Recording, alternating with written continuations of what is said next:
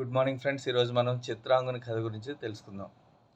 వేటగాడి నుంచి కాకి ఎలుక కూడా జింకని తప్పించిన తర్వాత, మిత్రమా మేము లేకపోతే ఏమయ్యేదానివి నువ్వు, ఎంత కష్టం వచ్చింది నీకు అంటే, అప్పుడు చిత్రాంగుడు అంటే జింక ఈ విధంగా చిన్నప్పటి నుంచి నేను కష్టాలు పడుతూనే ఉన్నానని దాని యొక్క కథని తెలియజేస్తుంది. మిత్రులారా, నేను 6 నెలల వయసులోనే వేటగాడికి చిక్కాను. బంధుమిత్రులందరూ కూడా నన్ను చూసి చాలా బాధపడారు. కానీ వేటగాడు వచ్చేటప్పటికి అందరూ భయపడి పారిపోయారు. వారి కోసం ఎంతగానో బాధపడుతూ ఉండగా వేటగాడు నన్ను వచ్చి తన భుజానిపై ఎక్కించుకుని అతని ఇంటికి తీసుకుపోయాడు. అతను నన్ను బాధించలేదు. నా తలపై నిమిరి ముద్దులాడి మేత పెట్టాడు. నా దగ్గరే పడుకున్నాడు. మర్నాడు నన్ను ఒక రాజకుమారుడి దగ్గరికి తీసుకుని వెళ్ళి ఆయనకి నన్ను కానుకగా ఇచ్చాడు. ఆ రాకుమారుడు చాలా సంతోషంతో నన్ను ఎంతగానో మెచ్చుకొని తలనిమిరి బుజ్జగించి వేటగాడికి మంచి బహుమతి ఇచ్చి పంపించాడు. ఆ తర్వాత రాకుమారుడు నన్ను ఒక సాలలో పెట్టి ఎంతో ప్రేమగా పెంచుతున్నాడు. నాపై కూడా వాలకుండా భటులందరూ కూడా నన్ను చూస్తున్నారు. మంచి మంచి ఇష్టమైన ఆహార పదార్థాలన్నీ పెడుతున్నారు. నన్ను క్రమంగా మనుషుల మీద నాకు భయం పోయింది. కొన్నాళ్ళకు నేను ఎక్కడికి పారిపోనులే అనే ఉద్దేశంతో రాకుమారుడు నన్ను వదిలిపెట్టి ఇష్టం వచ్చినట్లు తిరగడానికి అవకాశం కల్పించాడు. అప్పుడు నా ఆనందానికి హద్దులే లేవు. ఎక్కడ తిరిగినా ఆదరించేవారు కానీ, బెదిరించేవారు కానీ, అదిరించేవారు కానీ లేవు. కోటంతా తిరిగాను. ఉద్యానవనాల్లో విహరించాను. ఒకరోజు నాకు పట్టణం చూడాలని అనిపించింది. వెంటనే కోట నుండి బయటికి చెంగు ఎగురుతూ వీధుల్లోకి వచ్చి గెంతులు వేస్తున్నాను. నా కాలి గజ్జలు, బంగారు మూలు అన్నీ చూసి పిల్లలు పెద్దవాళ్ళు కూడా నా వెంట పడుతూ ఆనందిస్తున్నారు. వారికి నేను భయపడి వేగంగా రాణిగారు ఉండేటువంటి ఉద్యానవనంలోకి వెళ్ళాను.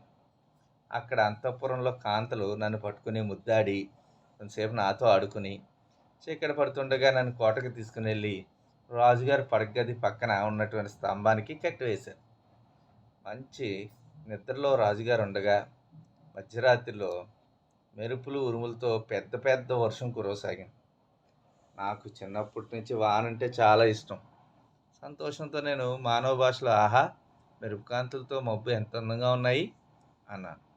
ఆ మాటలు వినబడి రాకుమారుడు నిద్ర లేచి వచ్చి ఎంతో ఆశ్చర్యంగా బయటికి చూసి, ఈ జంతువు మనుషుల భాషలో మాట్లాడుతుంది ఏంటి, విచిత్రంగా ఉంది అనుకున్నాడు. మర్నాడు జ్యోతిష్యులందరినీ పిలిపించి రాత్రి లేడి నాతో మాట్లాడింది అని చెప్పాడు.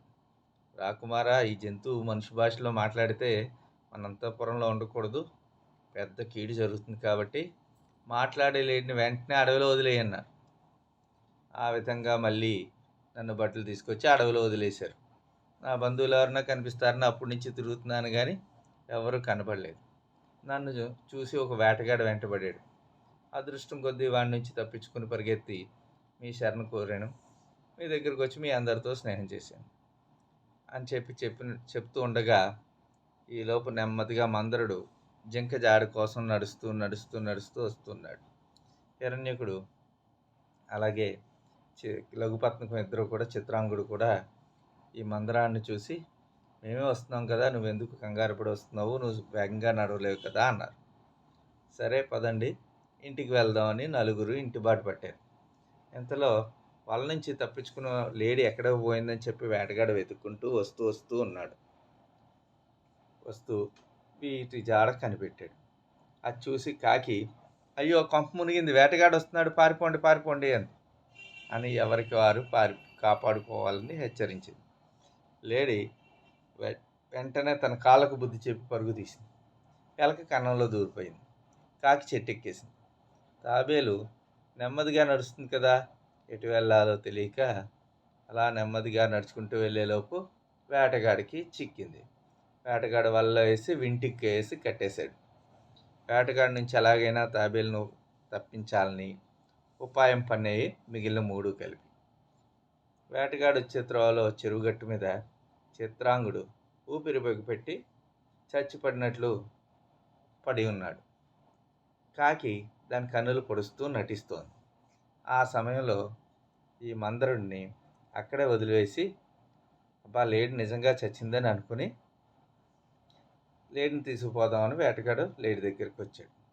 వెంటనే ఎలక వచ్చి తాబేలున్నటువంటి వలతాళ్ళు పరపరా కొరికివేసి తొందరగా చెరువులోకి పారిపోంది. మందరుడు వెంటనే చెరువులోకి వెళ్ళిపోయాడు. హిరణ్యకులు కలుగులోకి వెళ్ళిపోయాడు. వేటగాడు దగ్గరికి రాగానే కాకి పైకి ఎగిరి కావు కావు అంది.